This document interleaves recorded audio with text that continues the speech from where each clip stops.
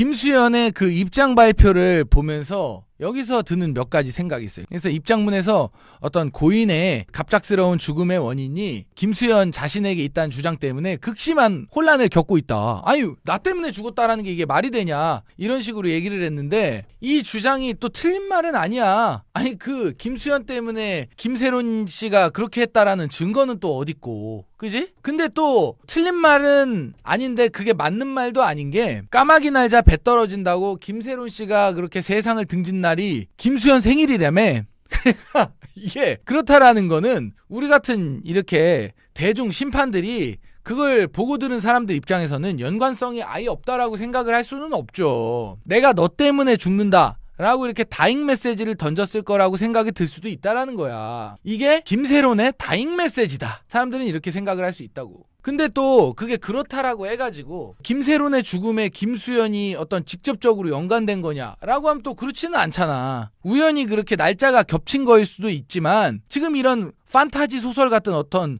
스토리텔링이 이루어진 상황에서는 충분히 우리가 다잉 메시지라고 생각을 할 수 있고 연관을 지을 수가 있다라는 의견에 조금 더 무게가 간다라는 생각이 들어요. 아니, 오빠 나 좀 살려줘 뭐 이런 식으로 문자를 했잖아. 그런 우리가 스토리텔링을 이미 들어버렸기 때문에, 야, 이게 김세론이 김수현을 향한 다잉 메시지 아닐까.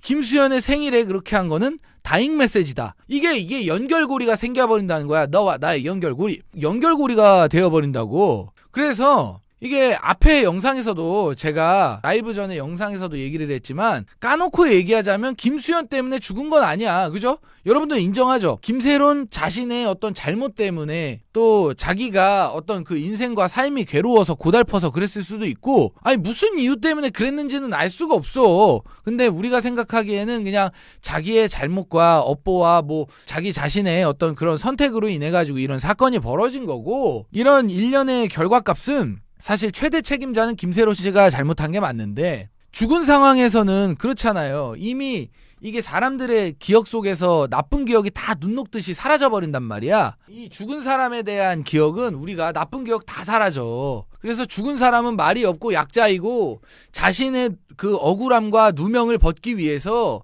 자신이 목숨을 던져서라도 결백을 증명하고 싶었을 것이다. 진위 여부는 중요한 게 아니야. 진위 여부와 관계없이 모든 것이 진실이 돼버리고 선이 돼버리는 거예요. 영웅이 되고 신화가 돼버리는 거야. 이런 거랑 비슷한 거지. 그런 상황에서 뭐 하나 뚜렷하게 나온 게 없어. 근데 김세론 씨의 죽음을 김수현의 책임으로 몰고 가면서 유가족이라는 사람들이 왜 저러는 것일까에 대한 그 진정성을 따져볼 수가 있을 것 같은데, 여러 가지 이유가 있겠죠. 저는 솔직히 지금 어떤 생각이 드냐면, 이 유가족의 진정성에 어떤 저희가 궁금해요. 그러니까 이 유가족이라는 사람들이 첫 번째는 정말 억울한 김세론을 위해서, 억울한 죽음에 대해서 진실을 밝히기 위해 이렇게 했을 수도 있다라고 생각을 할 수도 있는데, 근데 설득력이 조금 떨어지는 이유가 뭐냐면, 이 사람이 데스노트를 적으면서 나 김수현 때문에 죽는다 이러면서 아이패드에다가 굿노트에다가 써놓고 떠난 것도 아니고, 애플 펜슬로 써놓고 떠난 것도 아니고, 어디 진짜 종이 노트에다가 빨간 글씨로 김수현 죽어 뭐 이렇게 쓰고 간 것도 아니고, 뭐 친필 편지나 사인이 있는 것도 아니고, 그냥 말없이 갔다라는 거지. 그냥 말없이 갔잖아. 그러면은 김수현 때문에 그랬는지, 뭐 다른 사람 때문에 그랬는지, 자기 스스로 인생이 괴로워서 그랬는지, 그걸 우리가 어떻게 아냐?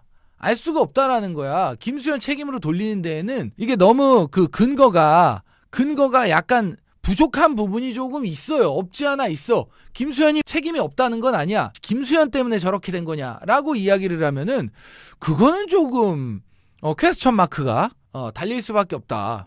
그래서 이 유가족이라는 분들이 하는 플레이로 봐서는 이게 김세론의 모든 사진과 영상과 이런 것들을 주 무기 삼아서 이렇게 플레이를 하고 있다라는 거예요.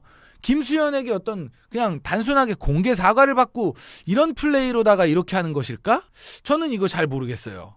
예. 만약에 김세론 씨가 어떤 증거나 편지나 유언이나 유서를 남겼다면 그걸 공개하지 않았겠냐는 거지. 그쵸? 그러니까 어떤 증거나 편지나 유언이나 유서를 남긴 게 없어. 그러니까 그런 것들을 공개하지를 않고, 이게 그냥 막 그 핸드폰이나 뭐 이 사람이 가지고 있었던 그 데이터를 막 파묘해가지고 끄집어내서 그렇게 하고 있는 거야. 그러니까 나 억울하니까 나의 억울함을 밝혀줘, 이런 유서나 유언이 없어요. 그렇다는 건 뭐예요? 그렇다는 거는 김수현 때문에 극단적인 선택을 한 게 아닐 수도 있다라는 이야기예요. 내가 배우로서 잘 나가지 못해서 그렇게 했을 수도 있고, 빚이 있어서 그랬을 수도 있고, 삶이 힘들어서 그랬을 수도 있고, 인생이 잘 안 풀려서 그랬을 수도 있고, 제가 보기엔 이거는 열린 결말이에요. 김수현의 그 검은 색깔 반팔티, 그 엉덩이에 가로 세로 연구소 써 있어가지고 거기가 팬티인지 곤봉인지 야구방망이인지 이걸 프로펠러로 돌리고 있었는지,